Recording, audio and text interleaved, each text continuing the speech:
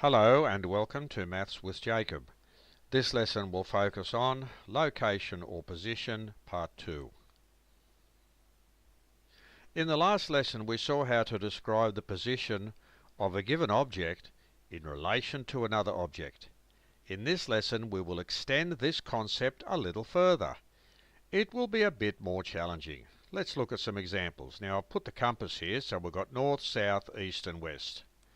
Now here's a grid with some objects in it. Now this is what we have to do here. This describes to us what we need to do. Using the grid map on the left, that's this one, complete each of the following sentences to describe the position of the object mentioned at the beginning of the sentence.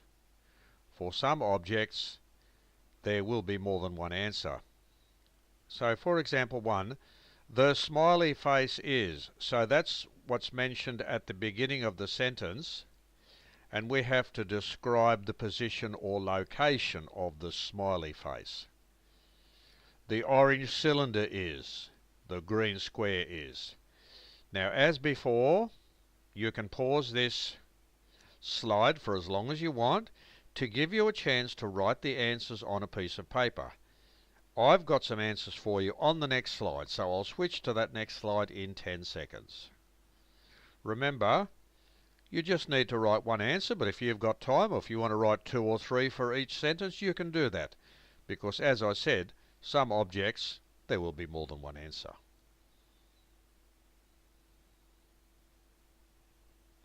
Now here we go for the answers to this slide. The smiley face is to the left of the blue circle. There's the smiley face. You can see it's to the left of the blue circle. See that? There we are. That's quite straightforward. The orange cylinder, which is here, is east of the sun. So if that's sun, the sun, that's east. See, if the sun is there, there's the east.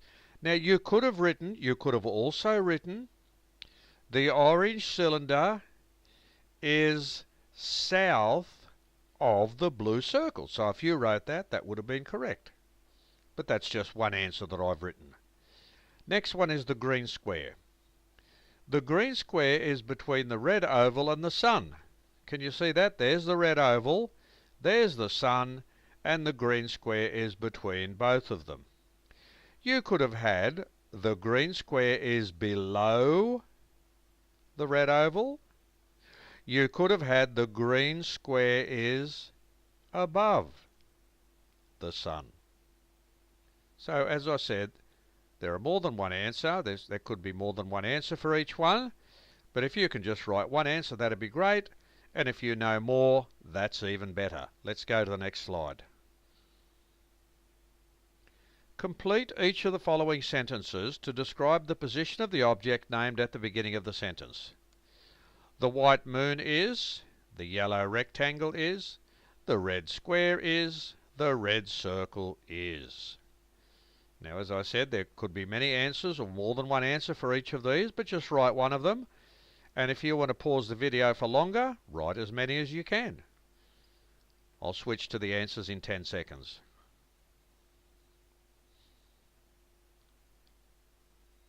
Okay, here are the answers.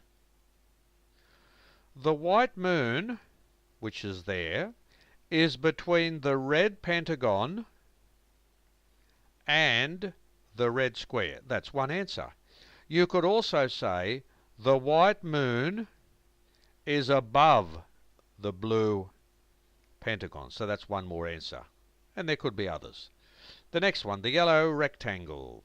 Okay, let's see where the yellow rectangle, here it is. The yellow rectangle is to the right of the green triangle. We can see that. You can also say the yellow rectangle is to the left of the black square. Let's look at the red square, which is here. There's the red square there.